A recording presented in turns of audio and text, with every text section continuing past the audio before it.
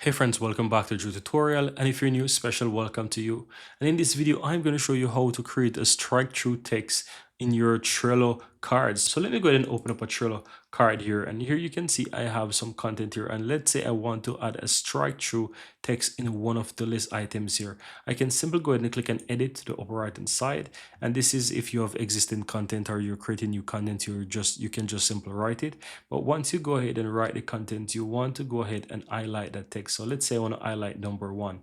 I can highlight it, then click the three dots beside the italic, and you'll have the option to strike through. You click on that, and you can see immediately that you create a strike through text. And that's it, guys. Very easy and very simple. Now, if you hover over it again, guys, another one, and you click the three dots, you can also see that you have the option to use a shortcut. So it's basically Control Shift and S. So if you're writing and you remember the shortcut and you want to use it, quickly go ahead and press Control Shift and S on your keyboard, and you will see that you quickly add the strike through. So if you remember this, if you want to remember it and you want to use it real quick, Control Shift and S, you can always add strike through to any text that you're working with. Once you're done, click on save, and that's it, guys. Very easy and very simple.